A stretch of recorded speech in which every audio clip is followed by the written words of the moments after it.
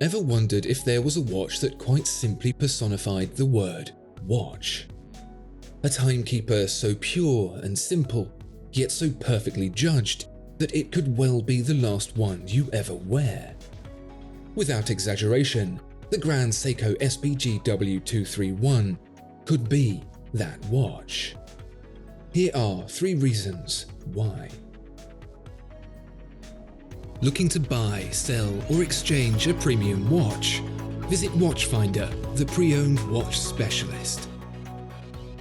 I know it's annoying me saying, but when you subscribe to the channel, it really makes a difference. 60% of the people viewing aren't subscribed, so if you're one of them, please take the opportunity to click the subscribe button and help make sure the channel continues to be here. Thank you very much. Back in the 1930s, the watch industry was going south. Very south. Their business was big, flashy, complicated pocket watches that made their owners the talk of the town.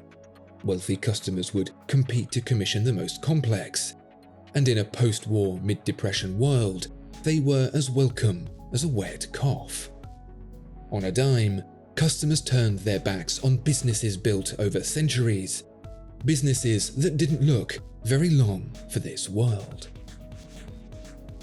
At least they wouldn't have been had they not innovated.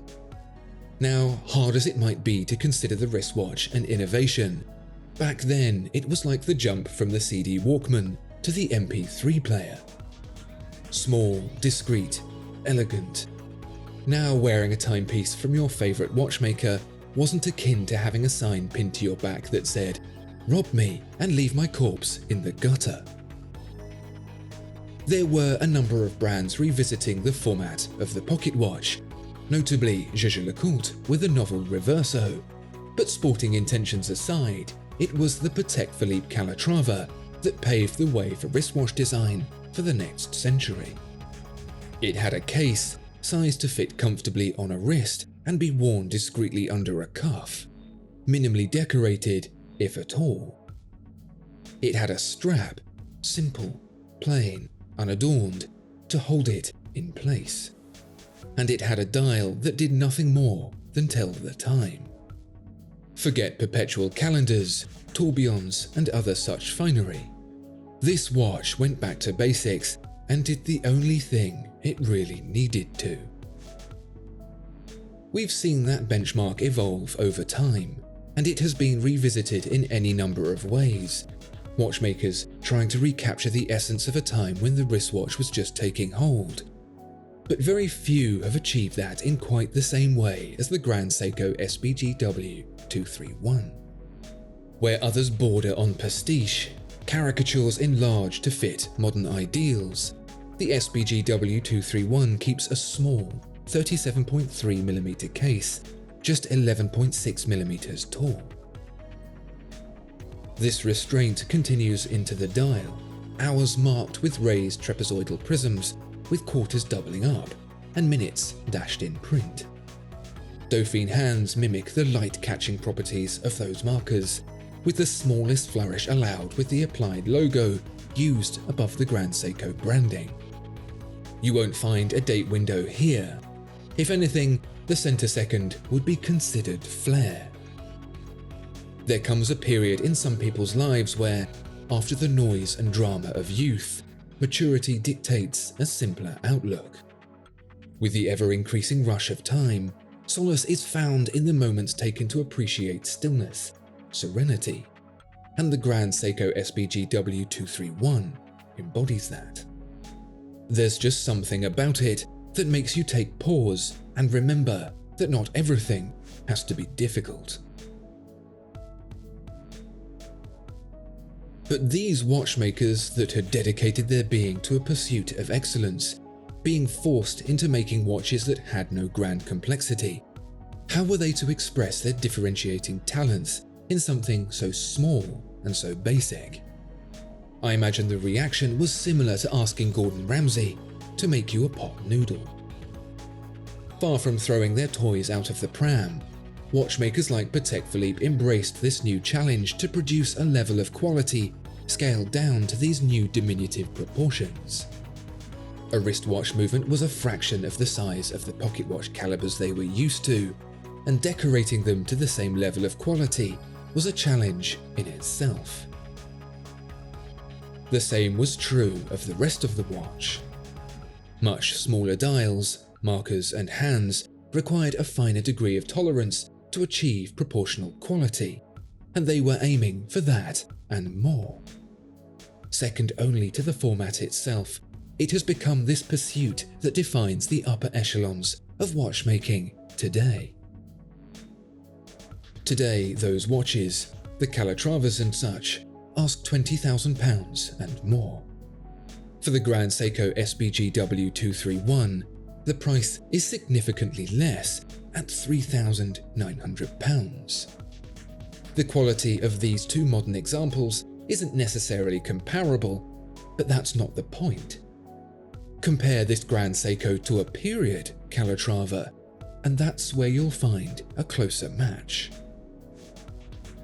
Thanks to the might of Grand Seiko's parent brand Seiko and the advances in computer-aided machining technology, finished with the assistance of skilled watchmakers, the SBGW231 brings a level of quality consistent with that achieved in the 1930s in a way that feels wholly authentic, like this watch had just emerged from a time capsule buried almost a century ago.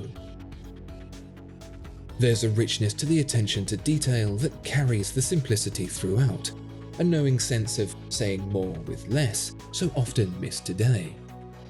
When there's nothing left to hide behind, the true nature of a watch can really shine through. The Grand Seiko SBGW231 isn't just a visual trip back in time. It's a hands-on experience as well. And I don't mean that just in the sense that it uses a mechanical movement rather than quartz or an OLED screen and a computer chip. The way this watch is powered continues this high level of authenticity we've seen so far. It wasn't until later in the decade after the Calatrava was introduced that the newly invented automatic winding movement would become commonplace. For watches like the Calatrava, the required thickness to house such a thing meant it wouldn't be until 1953 for the technology to be adequately compact enough to meet Patek Philippe's standards. And so, the Grand Seiko SBGW231 is befittingly equipped with a hand-wound movement, the caliber 9S64. Technically speaking, the 3-day power reserve and +5 to -3 seconds per day accuracy are all rather modern, but the way it sources its power is very much old-fashioned. Waking up in the morning and topping up the mainspring by winding the crown yourself is a little taste of a simpler time that watches like this were made for. The affordability of the watch means you won't see the same quality in back as you will the front, but that's not to say the 9S64 is an unattractive thing.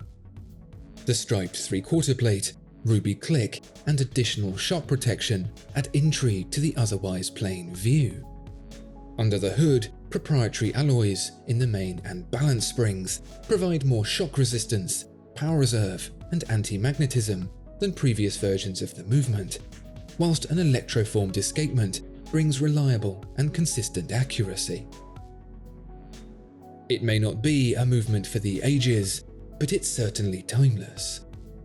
A sapphire caseback was virtually unheard of in the 1930s, but as a small deviation from the rulebook to let owners further enjoy such a pure experience, it's more than forgiven.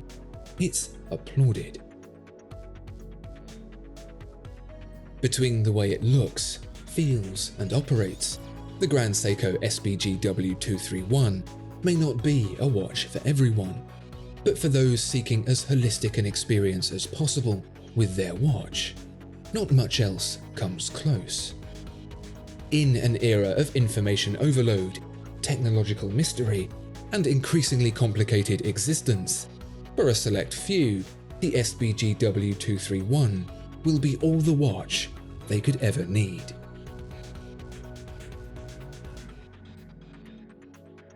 Discover more exceptional watches at Watchfinder. Thank you so much for watching this video. If you enjoyed it, please do consider giving it a like and subscribing to the channel. If there are any watches you'd like to see featured, please let us know in the comments below.